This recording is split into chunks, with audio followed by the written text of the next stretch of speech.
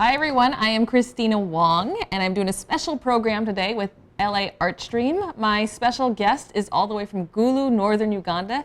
He is the founder and director of Volunteer Action Network. That's an organization in northern Uganda that gives microloans only to women.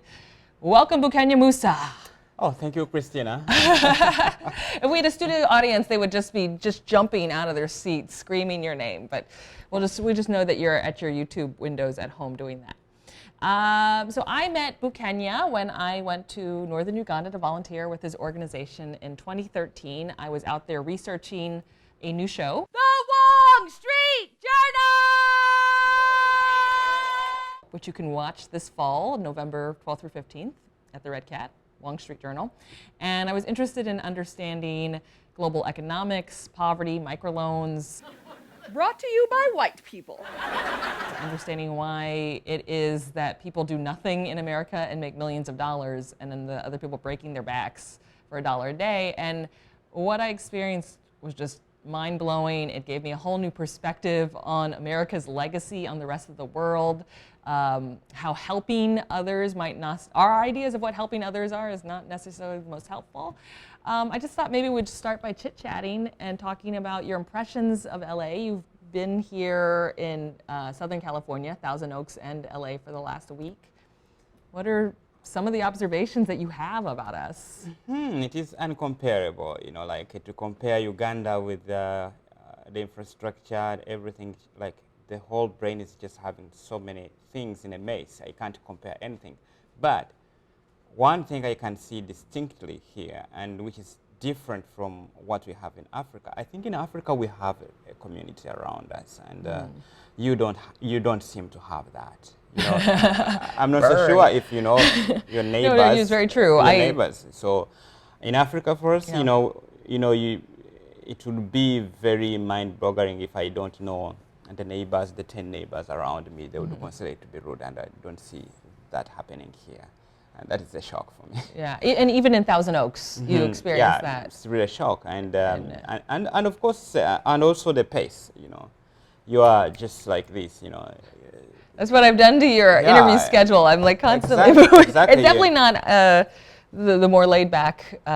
Even when I was in Uganda, I was running around like a New Yorker, like making a rap album, fundraising, helping you, getting a dress made, walking around. Like it just. And the staff said, "Why don't you slow down?" And I was like, I don't know. This is how I move. Yeah, I'm not used to like not constantly doing something either with my thumbs or whatever. Yeah, you know, when you hear, you can distinctly see it. The pace changes, and it's interesting. I know. Yeah. I'm being observed. Yeah. Yeah. Here we call you Mzungu. That is Swahili for white person. The whole experience was totally mind-blowing, and I very much feel committed that every opportunity that we have as Americans to listen to people who work on the ground with other issues, we should take it. Yeah. So let's just chit-chat a little about here. You've been staying in Koreatown, my neighborhood, the last few days. What are some impressions that you have of the neighborhood? Oh, actually, you know, one thing like I have in my head, and it's confusing, is like kind of lack of community in United States. You don't have a community around you. It's like everyone is just like you are at your own. You don't have like neighborhood. I don't know even if you know your neighbors. Do you know? I don't know any of my neighbors' names. I learned their names when they're upset with me, and so I'm brought down to a meeting. So in Africa, that would be extremely rude. You know, we know the neighbors around us, and you know we are all that together. Like in that, Yeah, it is a very American urban city thing to not even know. I did know my neighbor next door, and when I moved in, she brought me food, and she since moved out, and I don't know who the people are. Yeah, in the first day, that is what I could not actually, and I was like, okay, this is how people live here, and that's not exciting.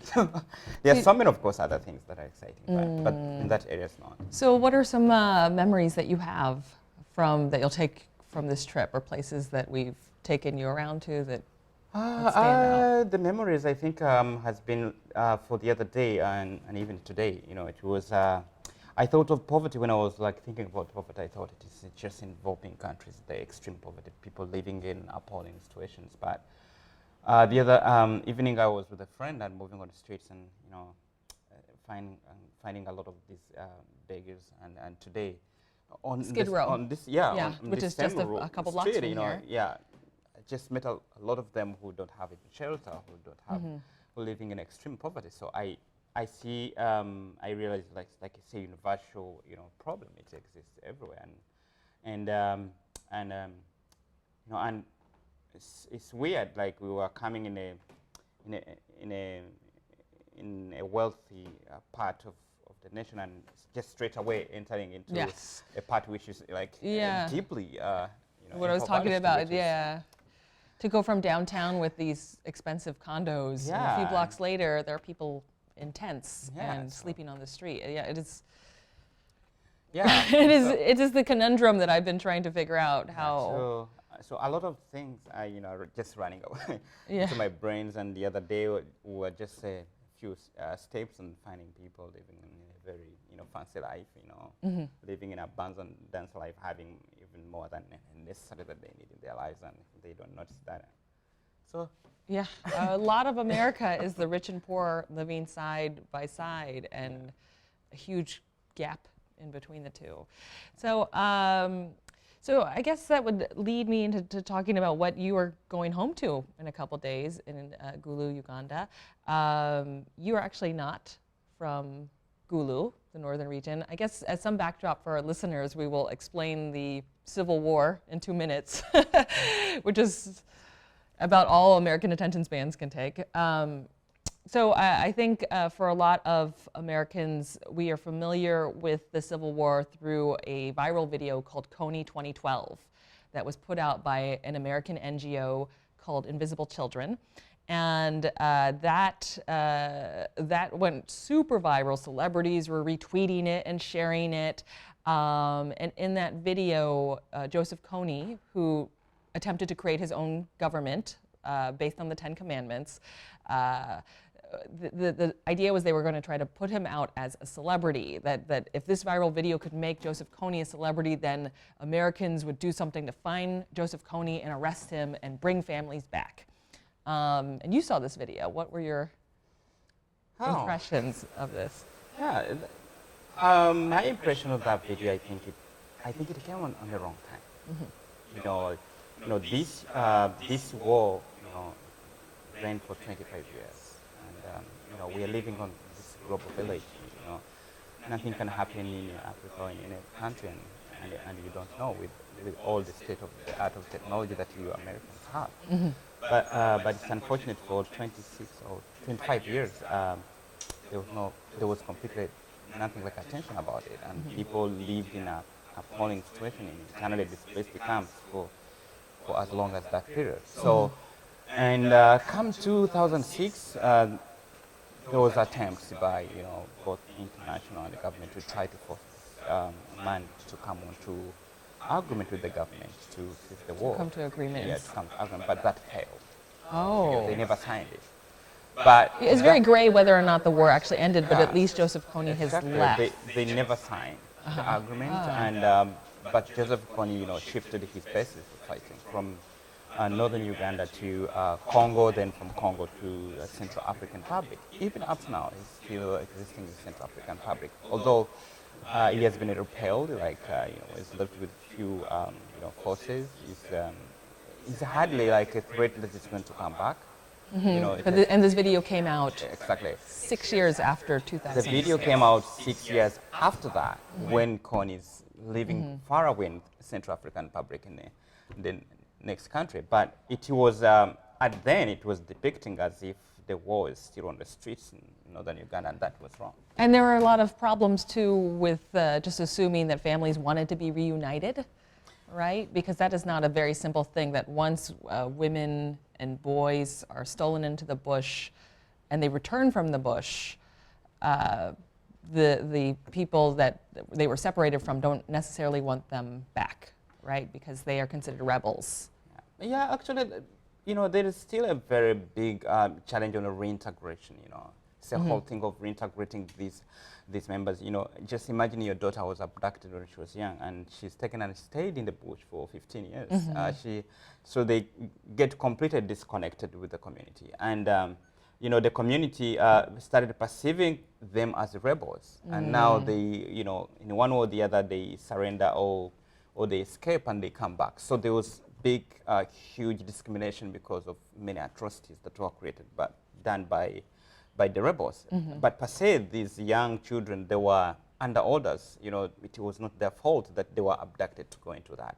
So the community discriminated them, and the government did not do much to reintegrating them. And you know, what does reintegration mean? That if you have been away from your family for 20 years, you've been forced to captivity, you are made to become a sex slave, and then you come back. Does it just mean to give you a blanket and a mattress, and you go back home? Is that enough? Yeah. There are a lot of whole issues of, you know, psychosocial and, you know, a lot more of, you know, and in a broader perspective, you know, where they are sending you to go back. Is there shelter? Is there health services? Is there, you know, there are medical services? There are, you know, it's a whole bunch of it, and that whole package is never provided even up to now. So even up to now, reintegration has never been done. And what has been done, I think it's called just reinsertion. What's that called? Reinsertion. Just getting you from where you are, and they just insert you here. So, but it's not reintegration. It's not reintegration. And I think I'm glad that I saw that video after I came back from Gulu, because it would have, I already had a very skewed picture of the African continent and of Uganda from what existed. Like, I had no idea that the war was just isolated north of the Nile in northern Uganda. I assumed that the whole country was ravaged by war, because that's what it looks like in America. There's war everywhere, where you just walk off the plane and, you know. And I grew up with Save the Children commercials. You sponsor a child, sponsor. And I think that this and the Kony 2012 video would have just furthered this idea that we're the only ones who can save them. And the way I think this, after watching that video, I'm like, do they think that reuniting families is like a television show where people just hug and like, it's so good to see you again? It's so much, no, there's drama. There's so much, it's so much more complicated. And for me, you know, having experienced and just seeing how complicated it is, I'm just like, we really, as Americans, need to stay out of, we have to figure out better ways, you know, if we're going to be supportive, to not insert ourselves in these very specific ways as only having the solution. So anyway, didn't want to talk too much over you, but that was sort of my take on it. So I think what is so fantastic about the work that VACNet, your organization, does is it allows women, especially because your organization supports only women, to work towards self-determining their own lives. And could you tell us how you came to start your organization? Yeah, that's really interesting that at that point of time, and you've almost talked about it, like the way how, you know, you said Americans, not only Americans, but many times we come into trying to help somebody, but in the end our actions end up hurting or even harming them the more. I think on a broader sense, like, many times Africans have been, you know, hurt, made to become, you know, dependent, to become, you know, to have a dependent, you know, thinking mind that every time there will be a savior to come is somewhere, and in most cases a savior per se is not an American, it's a white, you know, it's a white person is going to come and save them. And actually, for a person like you, Kristina, if you went on the streets of, you know, Gulu or Uganda or any other country, you would clearly see it, like the gap, you know, when they're selling you things, you hear they'll give you another price and another thing, you know. Which we call the Muzungu price. It's a depiction of some superiority of that. It exists a lot. So, but VACNet, to go back straight to your question, VACNet is a non-profit organization that I founded in 2005, and specifically it was just to address the systemic inequalities, you know, around women. And why women is just because, maybe to take you further to explain, 20,000 girls and boys, young girls and boys, were abducted by rebels. And they were taken into captivity for more than 15 years. Lived into the camps, never gone to school. It's a lot. No life skill at all. So in 2005, 2006, they started escaping and coming back. And we have just said the community disowned them. So of course there was a whole big problem, to them to start their life and realize their abilities, and have, determine their futures and their destiny. So that not only on just children, but the entire, people in that region, they were encamped into that. And the majority of, people who suffered extraordinarily, in a hard way, it's women.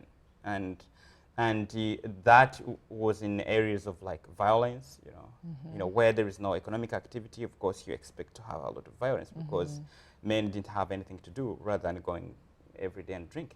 So if you don't have anything to do, you'll be drinking every day and you'll be high every day. And if you drink and you don't have food, you just come back home and start fighting.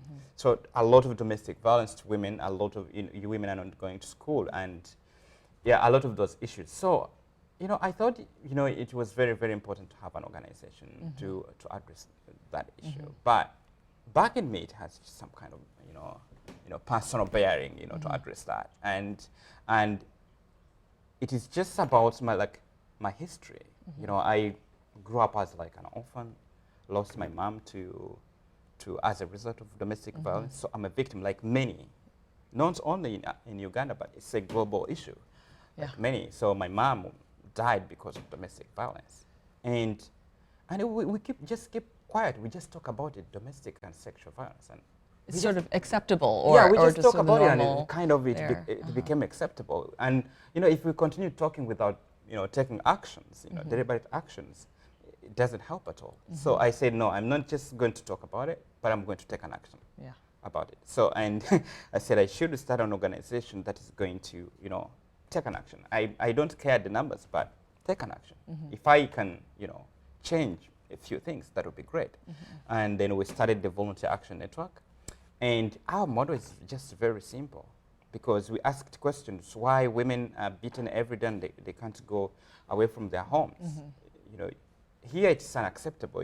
Even when you raise the hand, I think the next day somebody will file a divorce and go away. But there women are beaten and clobbered, killed every day, and there is no accountability at all. And the community think that somebody who is beating, he has the right to do that because you are an object. Because a wife is property or property. You are an disposable. object.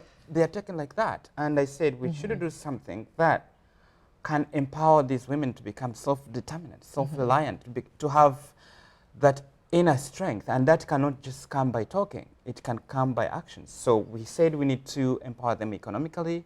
We need to empower them through education. We need to empower them to participate into leadership so that they can change the policies. So that's how we came up with a model of the Credit Plus that provides microloans, education, and leadership development to women. So we give microloans. So it's not just here's the money, we're out of here. It's developing all aspects around a woman's life. So in terms of making sure that she can read basic signs so she can run a business or have a support system of other women. And we're showing a slide here. This is an image of, can you tell us about this image? Yeah. What is this image of, Bukenya? Yeah, those are one of the clients receiving her loan to go and start a business for her first time.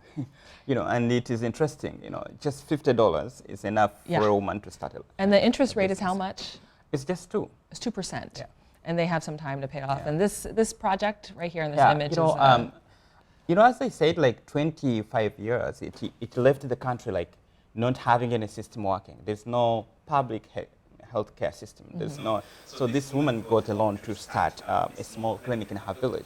That's amazing. Because women would walk like 60 or 40 kilometers to go and just access Panadol. And having, I think there's no equivalent for a lot of Americans to understand that when there are town centers, but there are also rural villages, and it's not like you can call AAA if a car breaks down or just hail a cab or call an Uber or whatever we do, it is actually those women are more at risk, right? If they are pregnant and trying to give birth at a birthing center or need access to medicine, is that much more difficult to get to a center. So something like that, to have medicine available in their area, is very important. Yeah. Let's pull up another image. And let's see what we get, and we can talk about it. So this is from the drama festival, and these are microloan clients who participate in this. So talk about this. Yeah, well, as we said, just giving them microloans enough is not enough, but we need to build them to have their self-esteem raised, and we need to have them to become, actors for themselves. This mentality, somebody will just come and speak for yourself. It doesn't help. It can help in the short run, but doesn't help to to make somebody have that self-determination. So every year we have a theater festival organized, and it is simple, just a platform to give women an opportunity to come and speak to key decision makers in the community.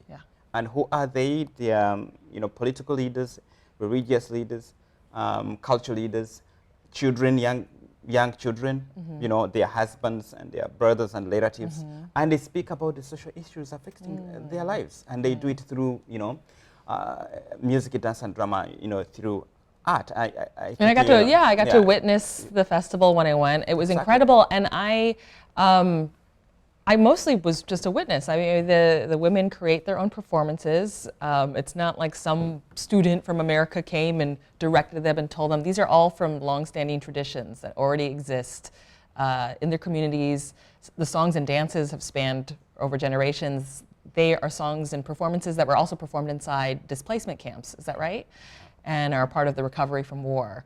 So it really is incredible, because that is them keeping their language, their culture, these stories from history, their history alive. And it's all women. And even in the drama pieces, some of them are really slapstick and funny. They're all performed in a choli, so I couldn't understand anything, but it was hilarious, like these makeshift costumes. The male characters were wearing hats and coats, and then a woman wraps her head around her shirt and she comes out and she's a goat. I mean, these are hilarious performances, and I think really inspiring there's so many kids in the audience who are just like in awe. It was really great to see that this was done within that community, that no outsiders had to come in and tell people how to perform. And for me, it was just like, I was just, as an American, had many moments I was like, we have no idea. We always think that we have the answer. We have no idea. Like, I just really felt it was that they just needed, the reassurance that you can do it, and here's the space to do it. Yeah, and what is quite important is that they speak to the right audience. These political leaders, religious and cultural leaders, are custodians of the maize, of the values, of the, of the policies. If we need to change the picture on how women are treated in the community, we have to speak to them, and women, they use that platform to speak to them. On it was explained to me that, because I don't understand Acholi, that every drama had to do with domestic violence. Someone from PACE told me this. Is that right? That a lot of, not everyone, or not everyone. It's every year they choose. They choose a theme. They choose a theme, and they say, this year our theme is on education. This year our theme is on reproductive health. This year our theme is on domestic violence, and all the art, the compositions will be around that in different, in different way how they bring it forward. So for the purpose of like making people to be, as centered into picking the messages as much as they can. Yes. Someone explained to me that maybe I didn't have the right information, which is very possible. I think what is also wonderful about the festival is because women are coming from such rural areas where they don't have access to family planning and HIV testing, is that it's sort of like you get 2 in 1. Here they perform, but the office, the actual VACNet office, turns into a medical clinic where they can get HIV testing, cervical cancer screenings, and IUD implants. And I've personally never had an IUD implant, but I was just like, wow, this is incredible that this is all happening in the same day, and that theater is being used as the meeting point to get these services to women. We should pull up another image, and we can talk about a little how microloans work. I know for Americans, Kiva is maybe one of our introductions to how to give microloans, and it's very unclear how it works. Can you explain, because these women who get microloans don't have access to collateral in the form of property or things to show a bank, talk about how the collateral exists. Yeah, actually that's what actually the gap that we're bridging. There's a whole big challenge of financial inclusion to the poor, and it's not just only in Uganda. It's a global issue. But Uganda being a very poor country, we suffer the extreme of it, and the majority of it is women, and it's deeply rooted on the way how women are considered into our societies. Women are taken to be like properties. When I want to marry you, I come and give a lot of gifts and goods, and they give me away from your family. So I take you as a property, at home. And so you are not entitled to have land. You are a housewife, you don't work, so you'll never have anything. So this corporate, kind of business to lend out any money. Bank structure, they require you to have something executed to get the loan. These people, they don't have any employment, No history of employment. Yeah, no history of employment. So anything that might be Yeah. required by this institution is not there completely. But I told you that, as in your first, questions, I told you that what I noticed here, like you lack community, in Africa, what we have is community. Yeah. People have a sense of belonging, a sense of, sisterhood in one another. So, and that is a big tool for them. Yeah. Knowing that I have known Kristina for 2 years, she's a trusted person. I can lend her my clothes, or I can help her, she can help me in this way. So if she's given money, she's not running away. She's just going to better herself and the life of her family. So women come together into a group. Women who are staying, who have known one another, who are doing business together, come together into a group, and when they become a group, they form a social collateral. So they're accountable to each other. Exactly. So they're accountable to each other, and they form I think it's interesting when you say that, because I was like, well, if a group of friends in America got together and someone screwed up, they would just block everyone on Facebook and move out of town. That's, I'm not saying that's totally what happens, but that's, the sense of community is different. I do think there are communities in LA, but they're all Facebook circles or your Google Plus circles, and it's definitely not people that you walk across the field and you talk to them, or you take care of their kid, or, so it is very different. And the default rate for loan repayment I thought was remarkable. It's much better than credit card default payments here in America. It is really what again? Interesting. It's 98%. 98% are paying the loans back. That's incredible. Because you could see we are growing numbers. By the time you were there, we had only 3,000 women that we loaned to. 3,000 women have received. By then, when you were by there. the time when I was there, and now right now we have 5,800. That's incredible. Women. And these are all women who were directly affected by war. Exactly. And are able to now feed their kids, get medicine for their kids, and pay them for school fees. And are also learning to read and write for the first time, right? Okay. Definitely, as I told you, for us we have a holistic program that addresses all the systemic problems that women face, and we put them into class. Before we give them money, it's not about just giving them money.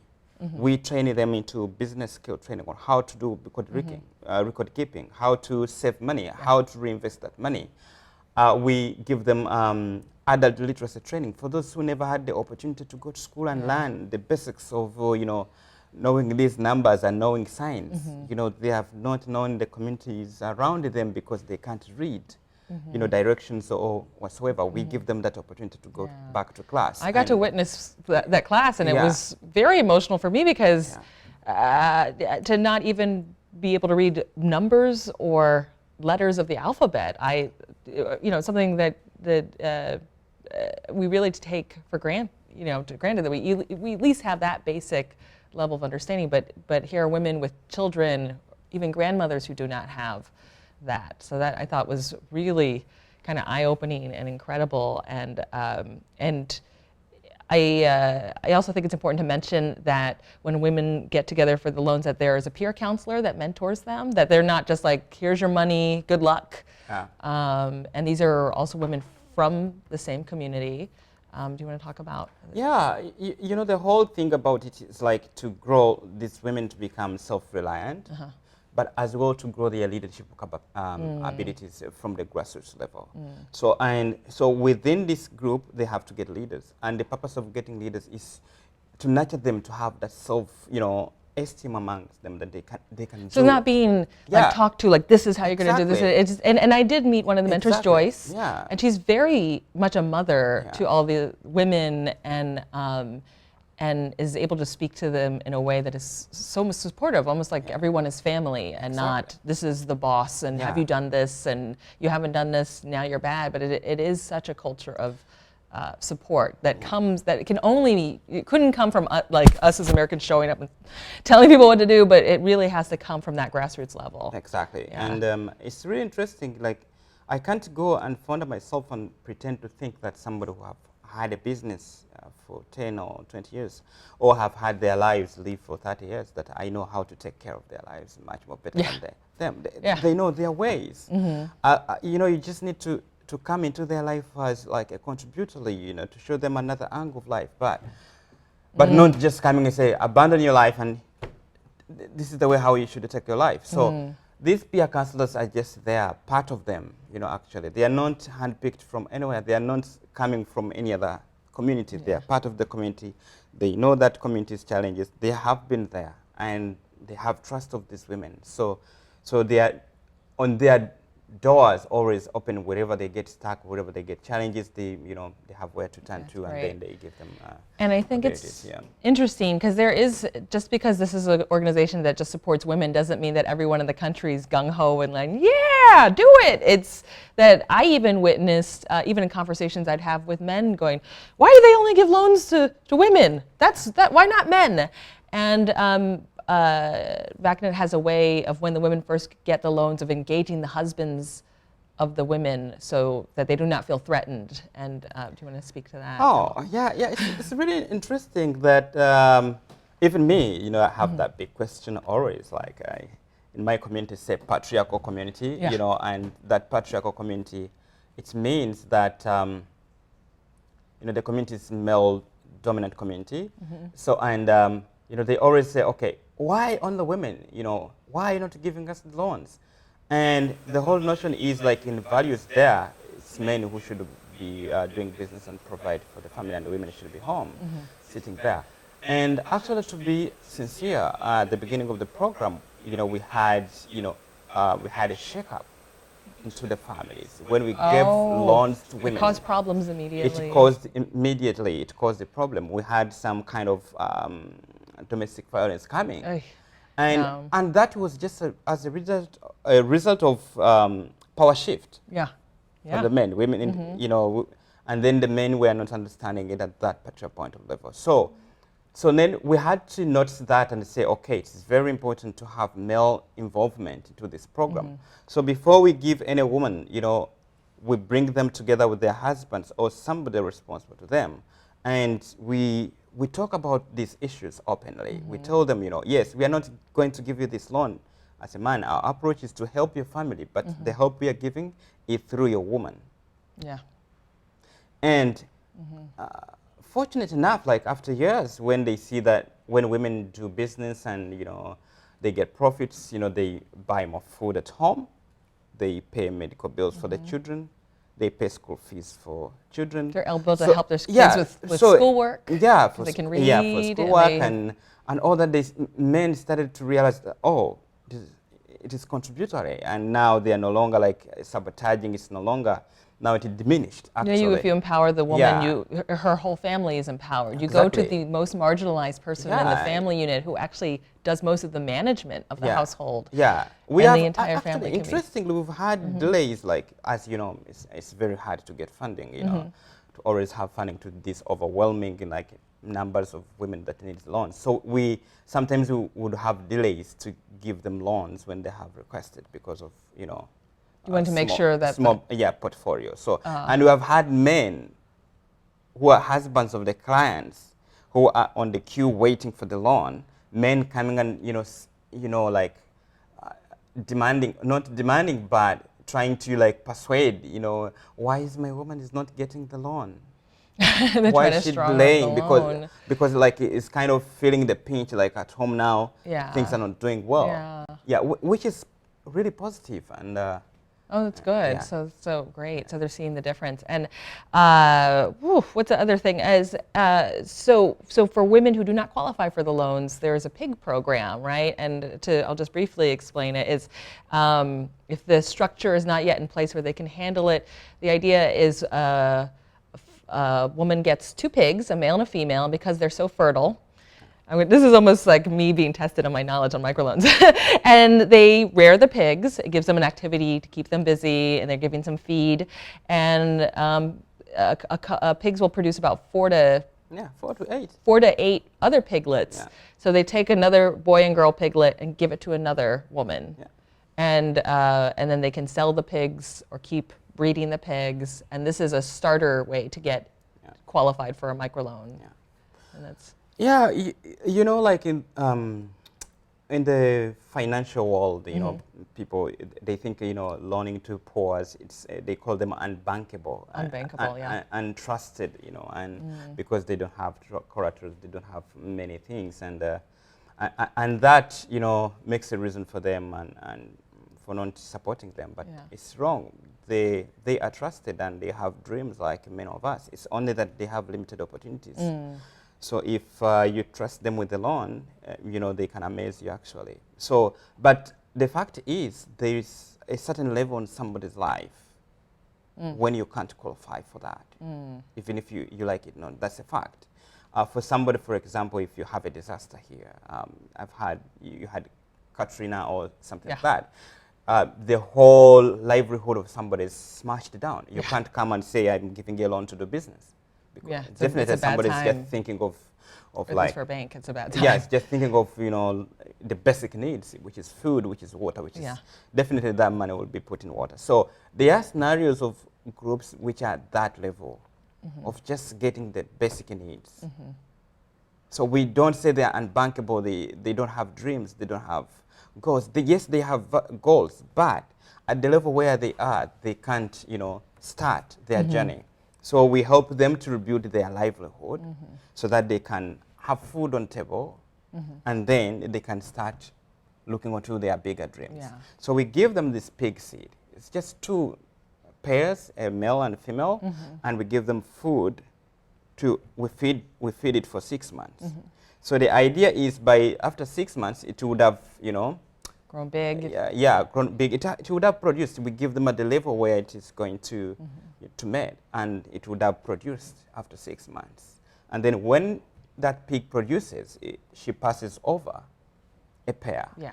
And then the rest, she sells and, you know, bring herself to, you know, to at least having the basic needs on table. And then she joins the training for business skills, entrepreneur, other skills, and then we give her a loan if she feels like. Yeah. And it's done with also other animals or just? No, we do it with pig because of its multiplier fertileness.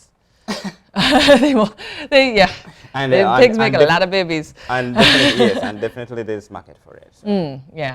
I think what is interesting when you describe this sort of vulnerability that exists, especially in post-conflict zones, and that is so much why Uganda has been the target of a lot of evangelical Christians, and the population is very young, very traumatized by the war, and very vulnerable. And what you're describing seems like one great alternative that does not rely on some outside spirit source. You know, faith is what your faith is, but to be that someone else is going to save you or fix this. Did you want to comment at all about the evangelical Christians in Uganda and that what you're witnessing of that? Yeah, you know, it's too much. It's too much, and it's not only on that basic. It's even in the big issues. You know, you noted it talking about, the homophobic, stand of, the Which president. is, the homophobia came from the evangelicals that yeah, came and. so which is appealing, and you'll see that even on that broader context, it comes from that. Yep. Okay, so at this level, it's not right to just think that that people should follow a certain direction, and you come and you influence so many things. You know. So we have had them doing a lot of good work around that, and the funny bit of it is just trying to give you a cup when I have something hidden behind, so which is not so good. Yeah. That it's like, okay, here's what you're saying with the cup metaphor is here's a solution, but really it's something else. Exactly. And it feels like an excuse for the president to blame a lot of problems on gays. Yeah. Or exactly. Basically that's about it. So I think this whole conversation and my own journey there and a lot of the conversations we've been having with people all week has led to this question a lot of Americans, a lot of people I know have is, we want to help. We want to help others. We want to help the less fortunate. And a lot of the ideas we have as Americans about how this works are very misguided. That we should missionize them. We should give them our old clothes. We should drop off food. And as we've talked, these might not be the best solutions. They're very short-term solutions, and it creates dependency. And it definitely doesn't teach people to have empowerment in themselves to be their own saviors. So what would you leave us all with in terms of those of us who are wondering, like, what do we do, or what is the attitude that we take? Yeah, well, I think on a good note, because I know they want all the time to do that. Deeply inside, they want to see that they help, which is a positive thing. But I think the way how it is done, it's what makes it not good or wrong. So I think this whole idea of dumping, this whole idea of how can I call it? Helping or it's not per se helping, but it's handout. Handouts, yeah. Yeah, it's just handout. Just thinking that, a handout of bunches of, chocolates or clothes or what is going to change somebody's life. And because they will have a smile when you give them at that point of time, it's not working out, actually. It has been traded, used for quite some time, and we are proving it's not working out. It's without dignity. It strips people of dignity. Exactly, and we need to support self-determination. We need to support people to live with dignity, and that can only happen if we cooperate. Yeah, cooperate instead of charity. Yes, if we partner. If we learn how to trust. There's no reason why you would want to help people in Africa and you say, I don't trust them. Then the whole thing of helping them. And actually, even those words, I'm helping Africa, I'm helping people in Haiti, it's not helping. It should be supporting them. Supporting them. Yeah, what do we need? We need support. Lives. Yeah. So that they can live a dignified life. So what are ways to support? Because all Americans, I think, know to do. I'm speaking on behalf of a lot of Americans, but I am speaking a lot from having seen a lot of images of celebrities at food kitchens, and they're so good for their 3-hour savior. They're scooping food for people, and then they go away, and it's just a PR stunt. It doesn't actually elevate anybody to have just done that. So what are the supportive ways that? It's basically simple. Like a donation of just $50. A donation of $50 can help a woman to start a business. She supports her family. She provides feeding. She provides school fees for her family. It sounds very small in the American context, but in our part in Africa, $50 to $100 can support somebody to start a business, and they will start their journey away from poverty. So if you can visit our website, www.vacnet.org, it is a simple way to do that. You can donate that, and you would have helped somebody to start their journey out of poverty. You can still volunteer your skills. You can become a goodwill ambassadors, people who speak about ways of supporting, but not ways of handout giving. Yeah. So all that are possible ways of helping. Yeah. And I think it's also what I learned from my experience of sending a great deal of money to the American partner to participate, that as much as you can work directly with organizations on the ground and send it so that it doesn't get eaten away by American overhead, as much as the support can go right to the organizations. Because even you said that your staff budget, who are local Ugandan people, is only about $250 a month to keep a staff in that office. Whereas you can never pay an American office. That's like how much like a bill at Staples for office supplies is like a week, So to find reputable organizations on the ground and work directly with them, I think is incredibly important. Yeah, it's very, very, very important. Yeah. Yes. So thank you so much for your time and energy. I know we've gotten like such a press tour last year in ways that maybe you weren't expecting, but this is the Hollywood experience. So welcome, Bukenya. And I thought we would leave us off with some fun media from my new show, Wong Street Journal, which you are a character in. I hope I've done you well. I believe I've done you very well. We'll just show the trailer with that. And if you at home want to get out of your chair and watch it, you can go to KristinaWong.com and see upcoming dates, or you can go to the Red Cat in November and check out the show the 12th through 15th. So this is the trailer for Wong Street Journal. Okay. Thank you, Bukenya. We'll do this handshake. Yes, a pleasure. Yes. The Wong Street Journal! Money, money, money must be funny in a rich man's world. I'm Asian. Surprise! And to my parents' grave disappointment, I am not a Wall Street trader nor captain of industry. I am a performance artist who fights for the marginalized. And here is where I do my best work: the armchair. And this is what I use to take them all down: the iPad. Kristina, you cannot have an existential crisis right now. Existential crises are for those women who read, eat, pray, love. I'll go to #Africa.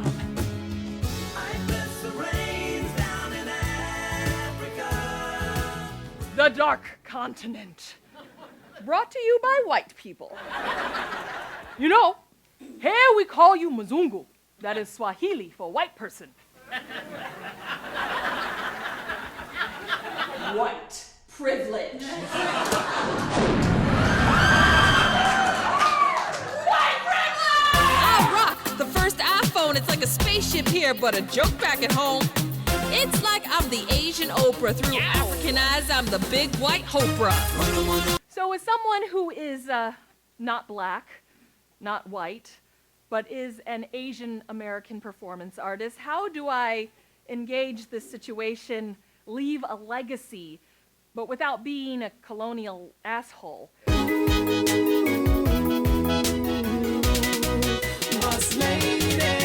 the world through her eyes like Dustin Hoffman and Tootsie. You gotta earn her consent if you wanna go near her pussy. Every woman's Wonder Woman, superheroes without capes. I wish she had the power to stop gender violence and rape. I have ruined Uganda! Woo!